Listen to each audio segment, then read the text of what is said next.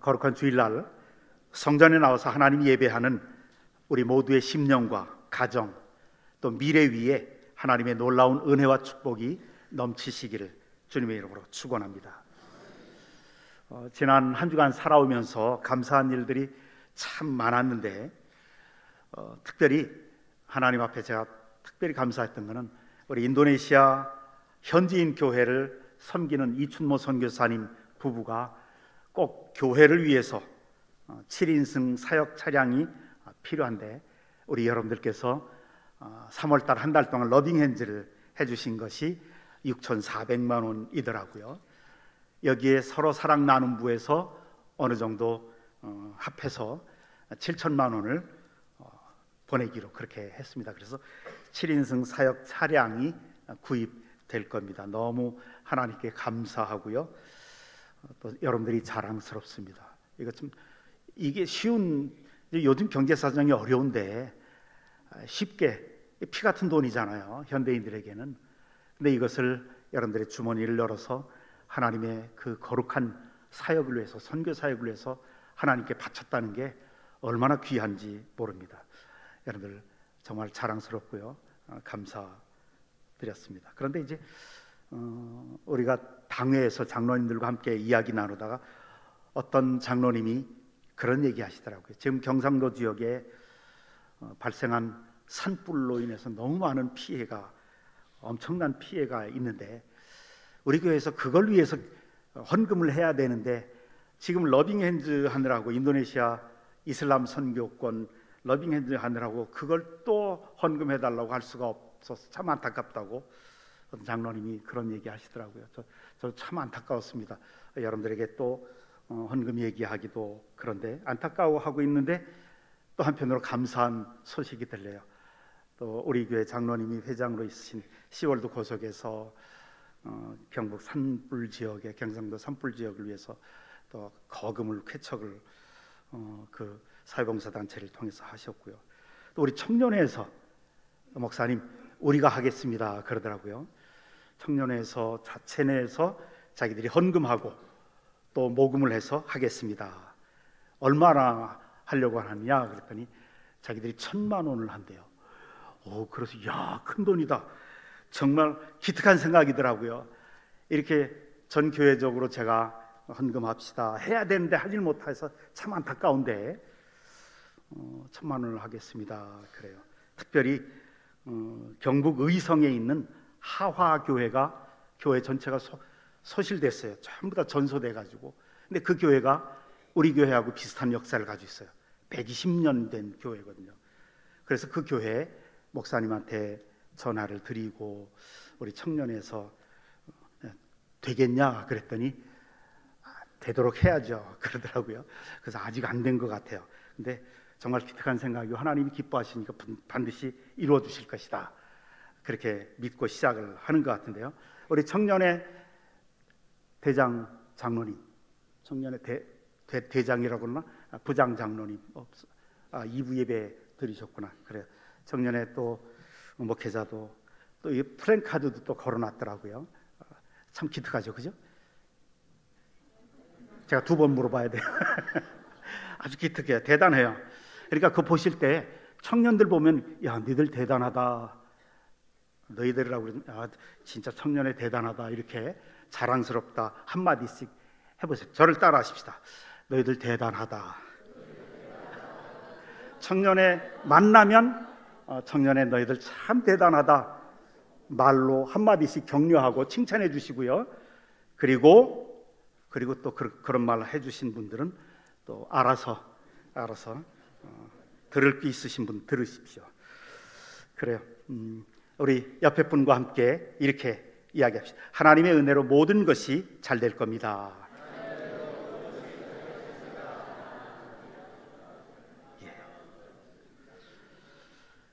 우리 4주 전부터 사도신경 강해를 시작했습니다. 이 사도신경은 세 부문으로 나뉘어 있다는 것을 잊어서는 안 됩니다. 먼저는 성부 하나님에 대한 고백입니다. 우리 신앙, 나는 전능하신 아버지 하나님, 천지의 창조주를 믿습니다. 그 다음에 두 번째, 나는 그의 유일하신 아들 우리 주 예수 그리스도를 믿습니다. 성자 하나님. 세 번째, 나는 성령을 믿으며 성령 하나님. 성부 하나님, 성자 하나님, 성령 하나님. 이 기독교의 신앙 고백은 이단이 아니라면 기독교의 신앙 고백은 이 세 부분으로 이루어져야 합니다. 삼위일체 하나님이죠.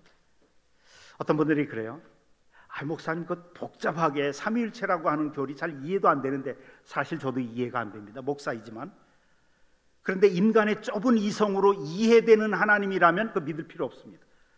하나님을 어떻게 이 좁은 머리로 다 이해할 수 있습니까? 하나님은 초월하신 하나님이기 때문에 이해가 안 돼요. 그런데 감사한 것은 믿어져요. 삼위일체 하나님, 성부, 성자, 성령 하나님. 근데 그분이 한 분 하나님이라고 하는 사실, 이 삼위일체 하나님을 믿는 것을 떠나면 기독교가 아닙니다. 이단입니다. 모든 이단들은 그래서 사도신경을 제일 싫어합니다. 왜? 성부 하나님, 성자 하나님, 성령 하나님. 우리는 이미 성부 하나님에 대해서 공부했습니다. 지난주에 성자 하나님에 대해서 나는 그의 유일하신 아들 우리 주 예수 그리스도를 믿습니다. 여기에 대해서 함께 나누었습니다. 오늘 그러면 내가 믿는 성자 하나님 예수 그리스도, 그분이 어떤 분이냐라고 하는 것을 사도신경은 분명하게 이야기합니다. 동정녀 탄생하셨고, 두 번째 십자가에 달리셨고, 세 번째 죽음에서 3일 만에 부활하셨고, 네 번째 승천하셨고, 재림하실 것을, 그런 성자 하나님을 예수 그리스도를 믿습니다. 이거예요. 이게 사도신경을 가만히 보세요. 그리스도 중심적이에요. 예수 그리스도가 중심이 돼요. 이 예수 그리스도가 중심이 되지 않는 신앙은 이단이고 기독교가 아닙니다. 제가 첫 번째 시간에 말씀드렸죠. 이슬람교가 알라, 그들의 하나님을 알라라고 하는 그들의 단어로 표현하지만 우리는 하나님, 여호와 하나님 이렇게 표현해서 똑같은 분이에요. 근데 우리는 하나님을 믿습니다 이런 얘기 안 해요. 정확한 표현은 예수 그리스도를 통해서 하나님을 믿는 거예요. 예수 그리스도를 믿음으로 하나님을 믿는 거예요. 이게 기독교 신앙이에요. 뭐 복잡한데 그런 거 따집니까? 그런 거 안 따지면 이슬람교 믿는 거하고 똑같아져요. 다른 이름으로서는 구원을 받을 수 없나니 천하인간의 구원받을 만한 다른 이름을 우리에게 주신 일이 없음이니라. 사도행전 4장 12절에 그렇게 말씀하세요. 그리고 예수님이 요한복음 17장 3절에 하나님과 그리고 그분이 보내신 자 예수 그리스도를 믿는 자에게 영생이 있느니라 그러셨어요. 하나님과 예수 그리스도, 하나님을 믿되 예수 그리스도를 믿는 것을 통해서 하나님을 아버지로 섬긴다는 거예요. 그래서 이제 그 예수 그리스도, 그분이 누구신가를 한번 살펴보려고 합니다. 오늘 첫 번째 같이 읽어봅시다. 시작. 그는 성령으로 잉태되어 동정녀 마리아에게서 나시고. 그래요. 동정녀 탄생, 십자가, 부활, 승천, 재림. 사도신경은 예수님의 33년 동안의 생애를 그 일대기를 쓰듯이 차례대로 고백하고 있는 게 아닙니다. 동정녀 마리아에게서 나시고, 그리고 펄쩍 뛰어서 30년을 넘게 뛰어서 본디오 빌라도에게 고난을 받으시고, 그래서 십자가에 죽으시고 부활하시고 승천하시고 재림하실 것이다. 이렇게 전생애를 5가지 사실로만 요약을 해요. 이 사실에 예수님에 관해서 없는 게 너무 많아요. 우리 많은 그리스도인들이 저를 포함해서 저도 어디 가서 설교할 때, 제 간증을 할 때 주로 기적을 많이 이야기를 합니다. 내가 예수 믿어서 내 질병이 고침받은 이야기도 하고요, 우리 가정이 변화된 기적, 천국으로 변화된 그 기적을 이야기도 하고 여러 가지 기적을 이야기해요. 그런데 사도신경에는, 우리 믿음의 핵심인 사도신경에는 예수님이 행하신 기적이 없어요. 기적들이 없어요. 왜 그럴까요? 그 이유는 아주 단순합니다. 하나님의 입장에서는 그것들이 기적이 아니기 때문에 그래요. 생각해 보세요. 하늘과 땅의 우주 만물을 말씀 한마디로 빛이 있으라 하면서 우주 만물이 창조된 그 전능하신 하나님, 그 전능하신 하나님께 나병 환자가 고침받았다, 불치병이 나음 입었다, 죽었던 사람을 살려냈다, 물 위를 걸으셨다, 오병이어로 5,000명을 먹이셨다. 이게 무슨 기적이 되겠습니까? 아주 사소한 거예요. 이렇게 생각을 해보십시다.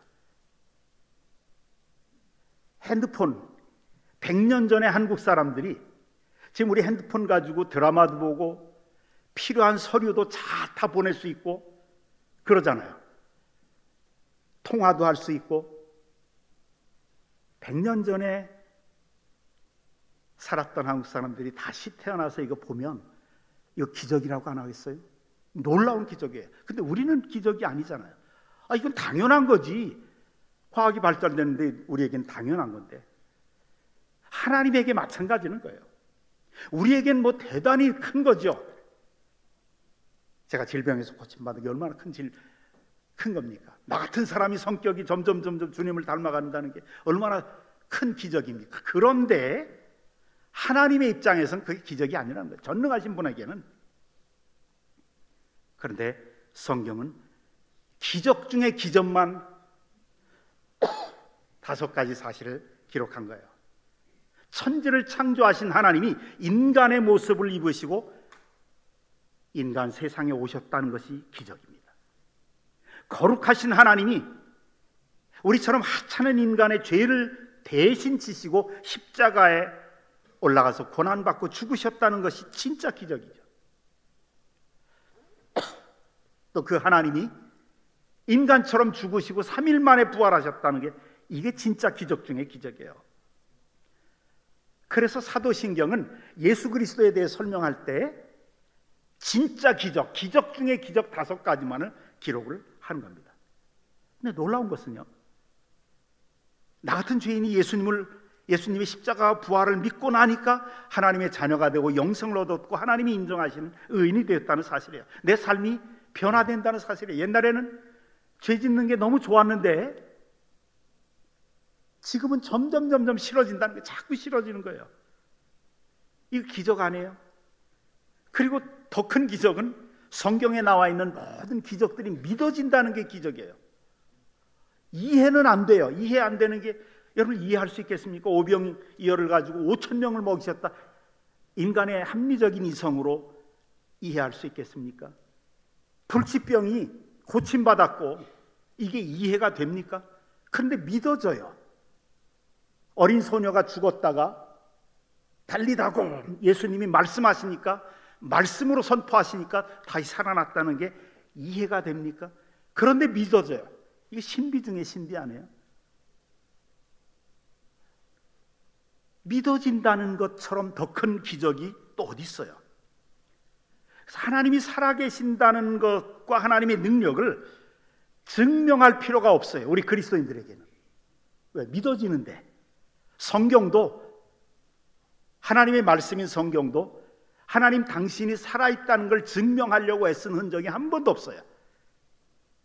그냥 선포하는 거예요.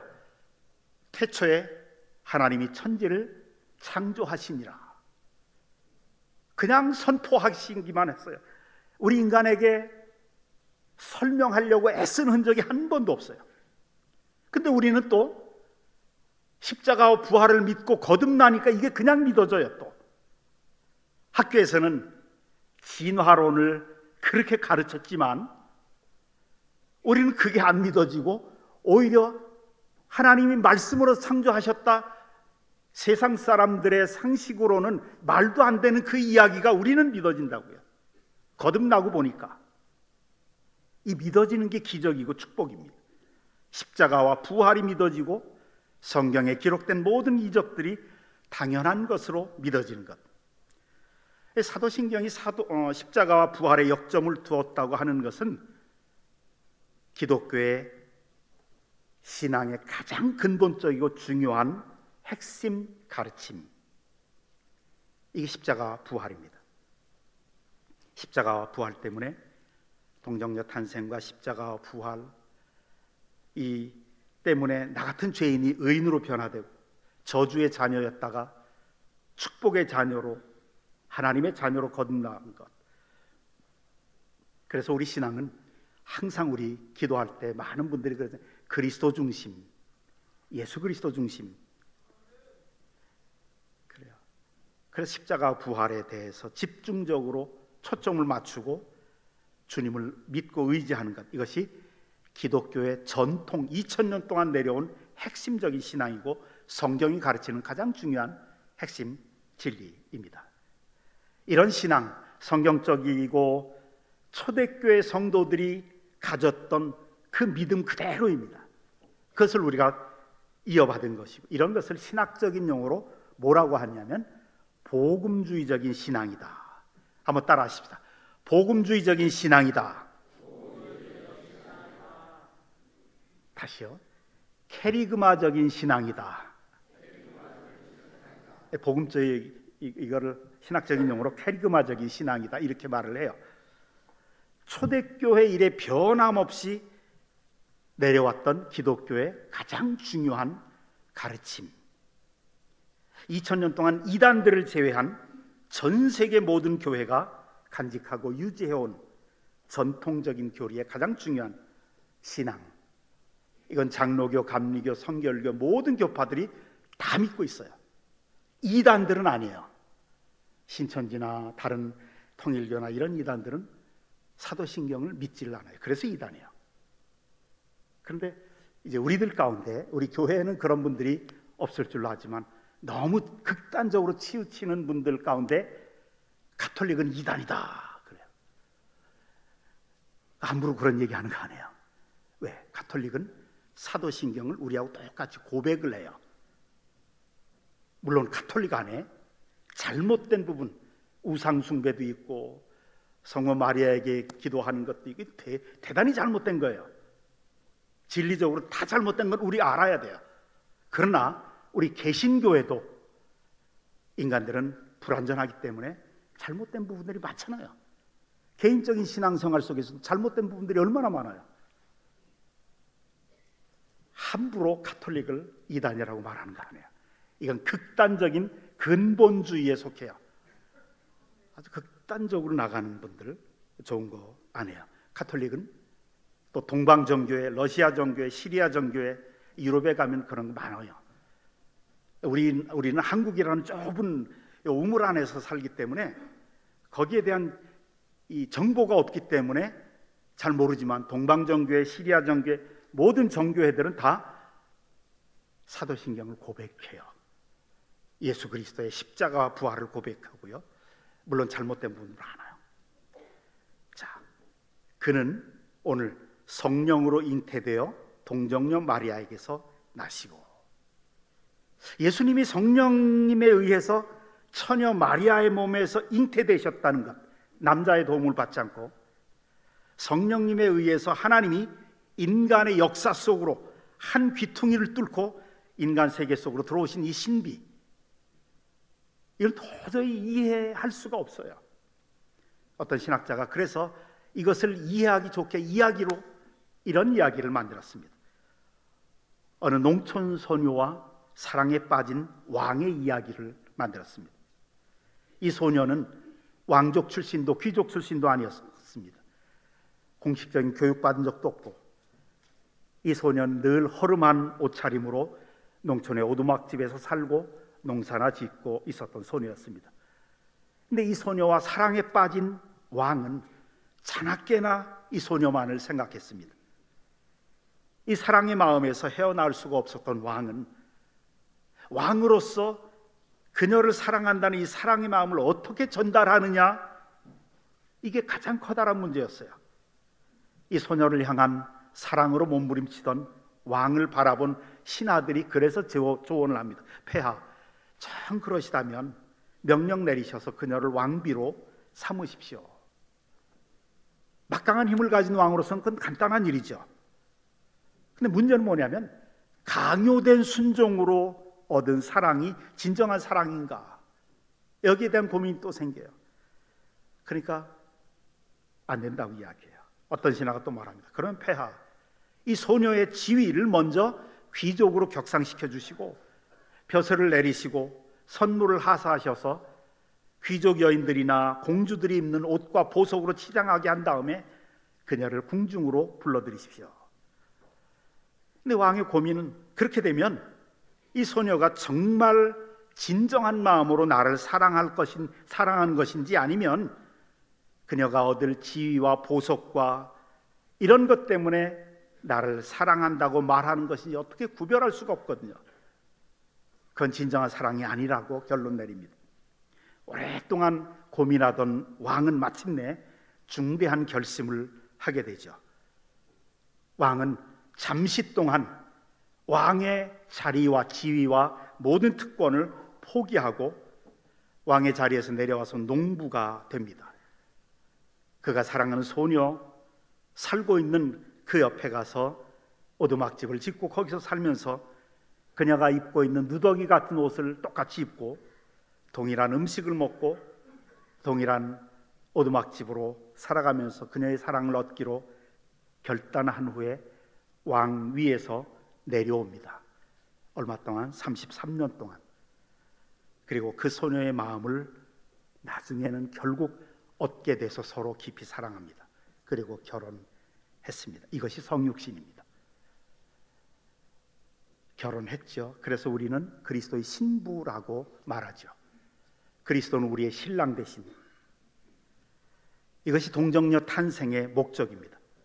하나님이 인간의 육신을 입으시고 종의 모습으로 이 땅에 오셔서 오실 때도 한 30살쯤 된 성인으로 오시는 것이 아니라 자신을 낮추어서 죄 많은 여인의 뱃속에 잉태되어서 아기로 태어나셨습니다.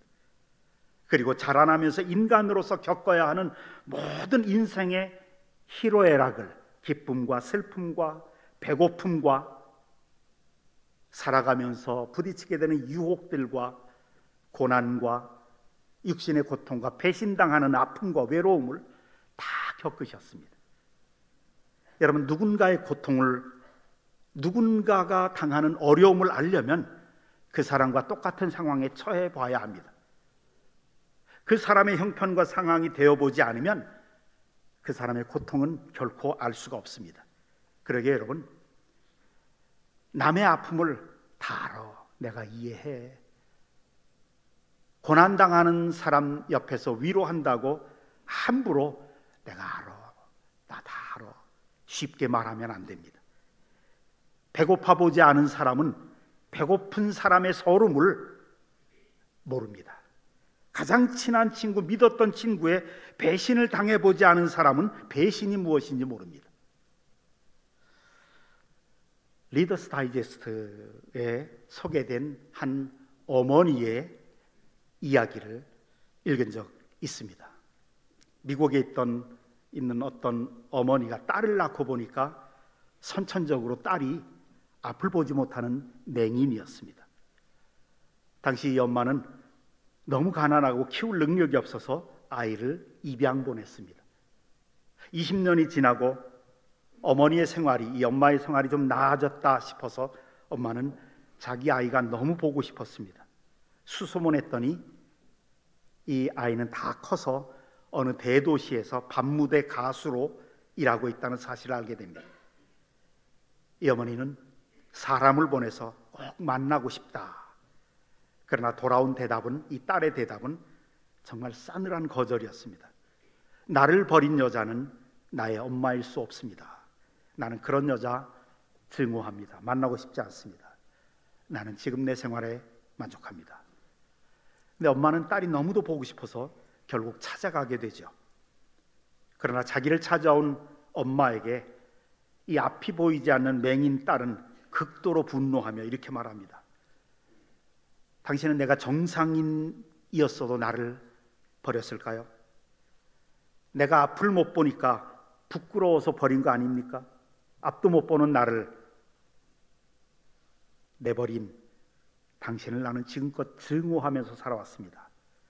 내가 얼마나 힘들게 살아왔는지 당신은 아마 상상 못할 것입니다. 엄마는 울면서 딸에게 다가가서 딸의 얼굴을 더듬으면서 만지기 시작합니다. 눈과 코와 입을 만지면서 말합니다. 내 딸이 이렇게 예쁘구나. 그리고 손을 머릿결에 대면서 만지면서 이렇게 말합니다. 내 딸이 이렇게 생겼구나. 이 말을 할 때 딸의 가슴이 쿵 하고 내려앉습니다. 엄마가 자신의 얼굴을 더듬고 있었기 때문입니다. 딸이 떨리는 목소리로 묻습니다. 엄마도 나처럼 앞을 못 보는 거예요?